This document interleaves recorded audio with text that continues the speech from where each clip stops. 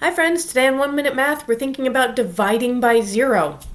You know you can't divide by zero, but sometimes when dividing by zero comes up in a limit question in particular, would be in Precalc or calculus, we're asked to produce some kind of result, and we can't just say, oh, I can't divide by zero, I'm done. We need to interpret what we're seeing with a little bit more analysis and savvy. So for example, let's say I was looking at the function y equals 1 over x minus 3 squared. In particular, I'm going to be looking at this function at the point where x equals 3. Now I know if I tried to plug it in there, I get 1 over 3 minus 3 squared. That's 1 over 0. Number over 0. We can't do that. But the question isn't just like, can I plug this number in or not, but maybe what's the limit of this curve as x gets close to 3? The limit as x goes to 3 of 1 over x minus 3 squared. And let's just go ahead and take a picture. There we go, we're going to look at a picture of our curve. And you can see that in this case, yes, I am not allowed to divide by zero. I cannot plug in a number for 3 here and actually produce a value. But do you see how both branches of this curve, both branches of the graph, go up towards infinity? There's a vertical asymptote that's happening here. And if that happens, we can say this limit goes to positive infinity.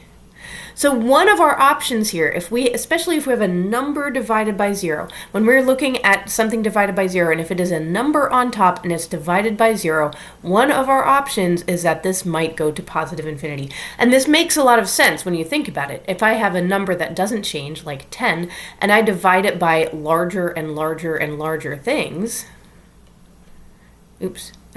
smaller and smaller and smaller things, like I said,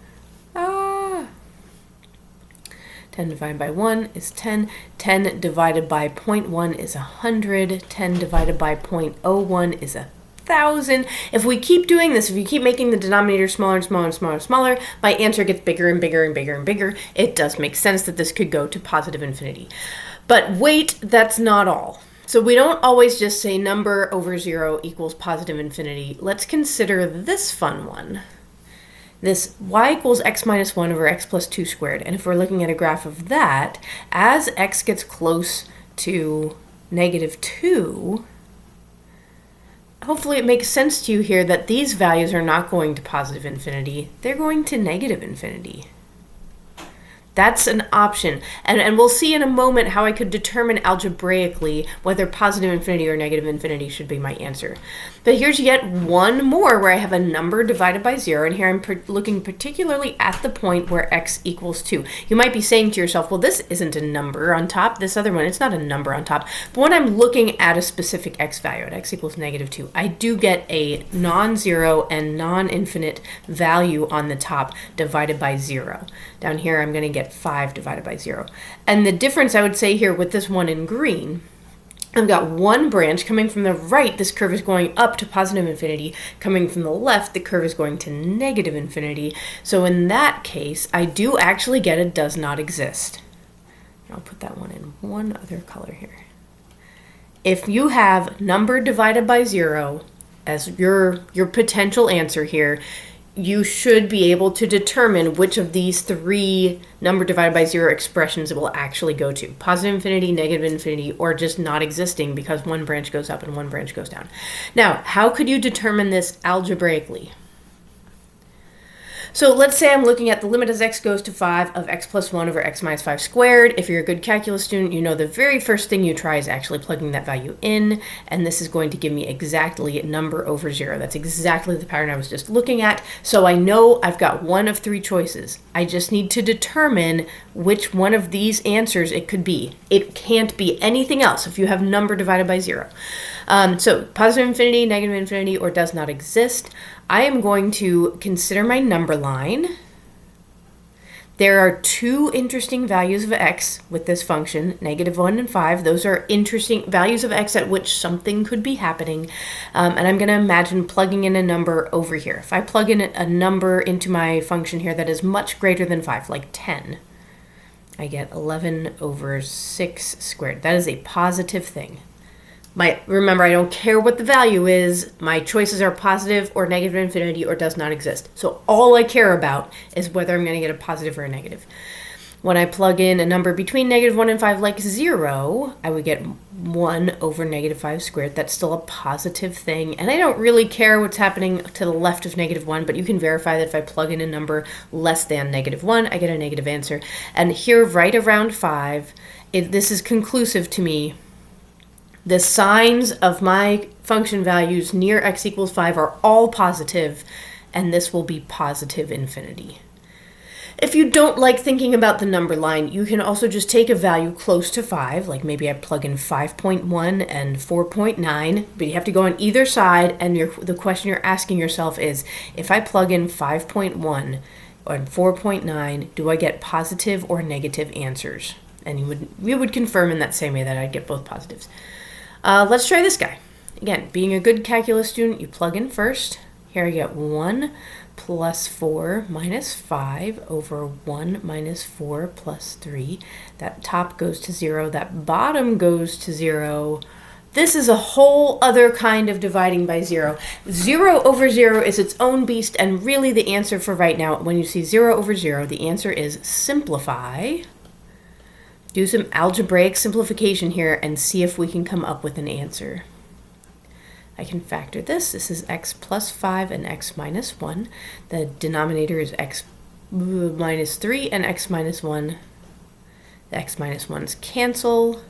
The limit as x goes to 1 of x plus 5 over x minus 3. Now I can plug in 1 plus 5 is 6, 1 minus 3 is -2. That would be -3 as my answer. So one other thing to consider here in our arsenal is that 0 over 0 is not going to have one of these, oh, maybe it's this, or that. It doesn't have those answers. 0 over 0 means do more work. And a lot of times that work is algebraic. Do more work. You're not at a point yet where you can actually make a conjecture about the answer.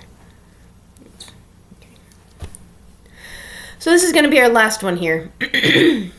Let's try this guy. I plug in 2 squared minus 2 minus 12 over 2 minus 2. 2 squared, so that's 4, take away 14. -10 over 0. Number over 0. Word bank, positive infinity, negative infinity does not exist. I have to choose one of those 3 things. They're the only things that I can choose from.